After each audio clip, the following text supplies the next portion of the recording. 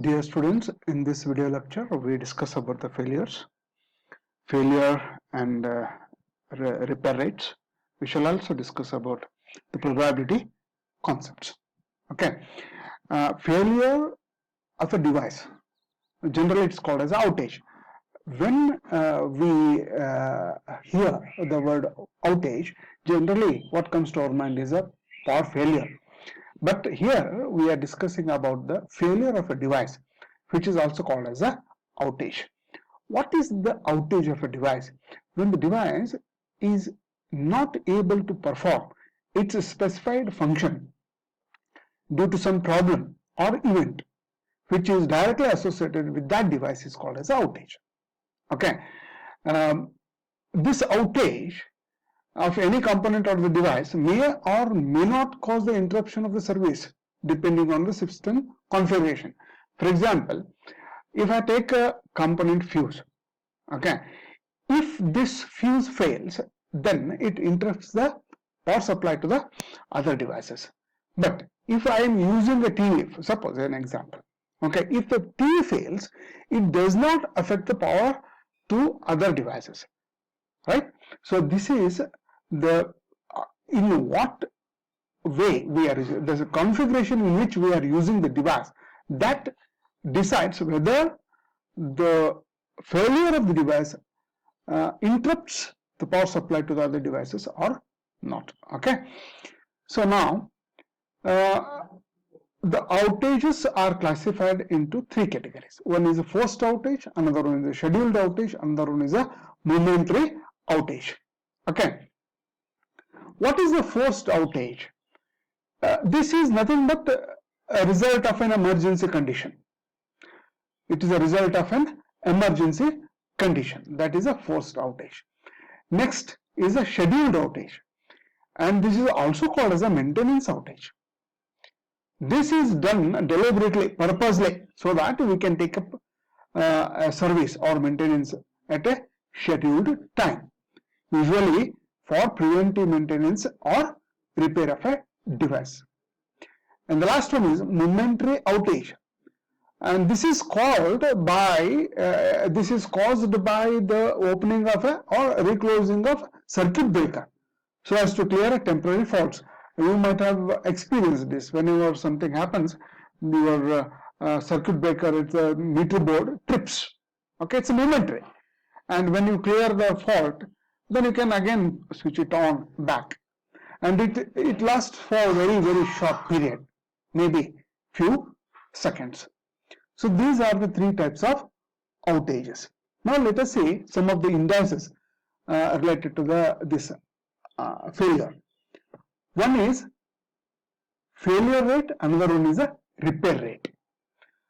The number of failures per unit time is known as a failure rate. Number of failures per unit time. Okay, and it is defined by a lambda. Lambda is equal to total number of failures divided by total operating time. The number of failures per unit time. Okay, that is called as a failure rate. The failures are again divided into two categories. One is sustained failures, another one is temporary failures. Sustained failures require some kind of repair work so that it can be restored to function again back. While temporary failures will clear on themselves only. There is no need to take up for the repair work. It will clear on them on itself. So that is called as a temporary failures if the component is de-energized. Okay, I will try to give you some example like sustained failure. Take an example of a fuse. If fuse blows out, that is you have to repair it only. Okay, that is a sustained failure. But if circuit breaker trips, you can make it function again just by putting on. That is a temporary. Okay, like that. The fault location is de-ionized and then the component is re-energized. That's an example of your temporary failure. Okay. The number of repairs per unit time is known as repair rate, and that is defined by mu, number of repairs per unit time, total number of repairs divided by total operating time. The reciprocal of lambda is defined as mean time to failure, that is MTTF. Reciprocal of lambda, that is reciprocal of failure rate, is defined as mean time to failure, okay, MTTF, mean time to failure, that is given by 1 by lambda. What is this? What is the significance of mean time to failure? It is the measure of average amount of time a non-repairable device operates before it fails. That is the meaning of, or the importance of MTTF. It is a measure of average amount of time a non-repairable device operates before it fails. This is your MTTF. Okay. Next,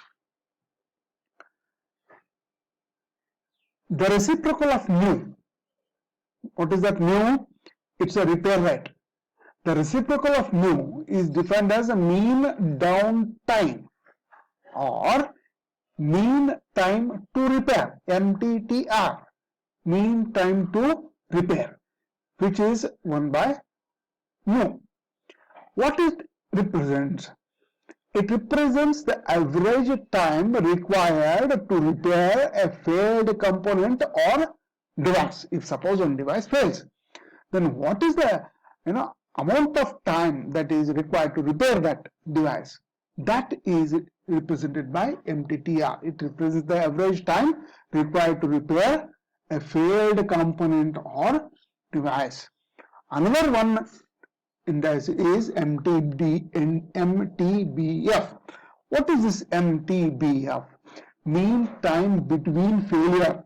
It is a summation of mean time to failure and mean time to repair. Mean time before failure, between failure. Okay. It is the average time elapsed between a failure and next time it occurs. MTBF represents average time taken between a failure and next time that it occurs. Okay, these are some of the important failure indices. Okay, MTTF, MTTR, MTBF. Okay. Next, we shall discuss about the probability concepts. Okay. Okay. What is this probability concept and how it is applied to our distribution system? Physical phenomena that is occurring in a power distribution system during distribution and utilization of electrical energy is caused by many different processes happening in a system and its environment. There are many things happening in the distribution and utilization of your electrical energy. Quantitative description of this phenomena that are occurring in the system by analysis of all possible relationships between these phenomena is practically not possible at all.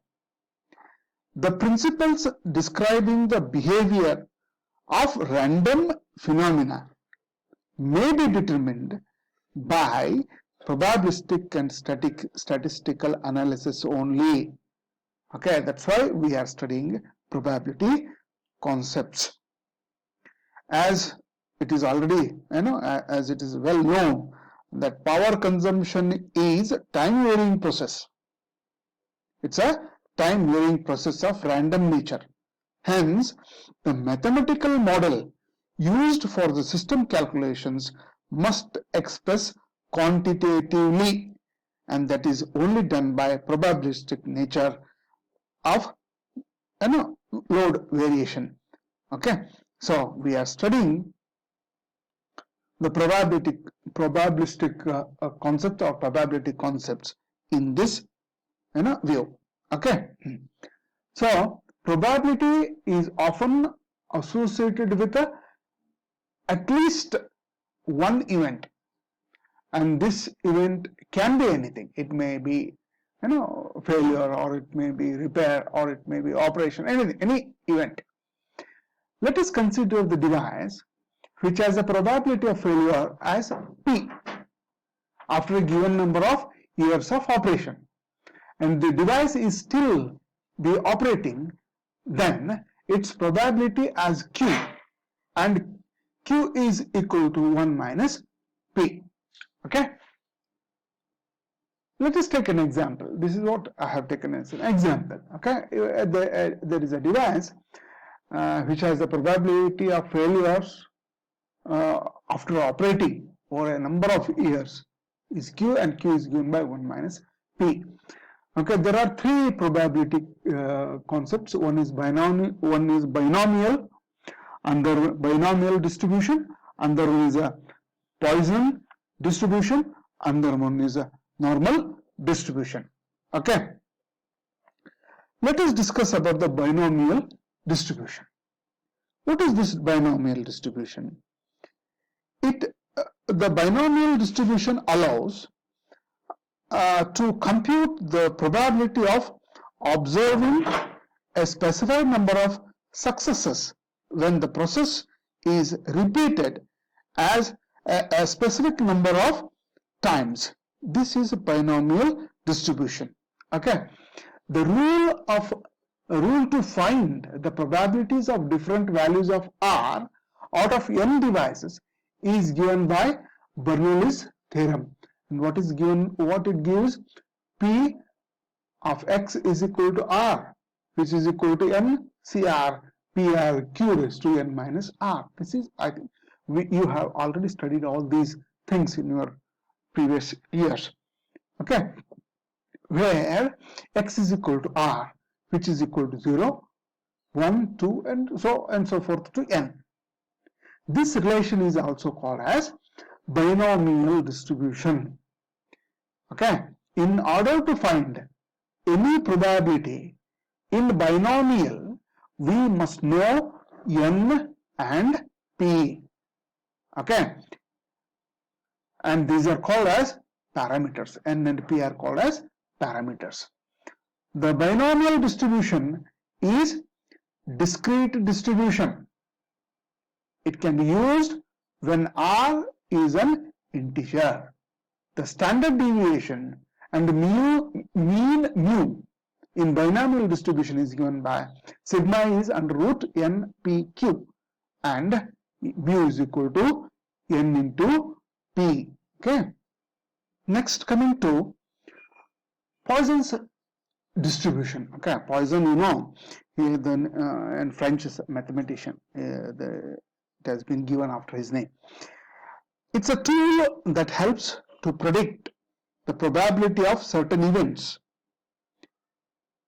from happening when you know how often the event has occurred. It gives us the probability of a given number of events happening in a fixed interval of time. So this is the use of Poisson's distribution. It is another discrete distribution. If P is small and NP is very large, then Poisson's distribution is used so as to find the probability of occurrence. Probability of occurrence of what? Probability of occurrence of failures, which is given by P of X is equal to R is equal to E raised to minus NP into NP raised to R divided by R explanatory. Okay, what is this R explanatory? Let me tell you. Okay, what is this explanatory sign? It's a factorial, R factorial. What is R factorial? Suppose R is 4, then R factorial will be 4 into 3 into 2 into 1. Okay, this is what is R factorial means. So standard deviation is given by sigma is equal to under root NP, and NP is nothing but mu is equal to NP, right? So this is about Poisson's distribution. In the next video lecture, we will discuss about the normal distribution. Okay.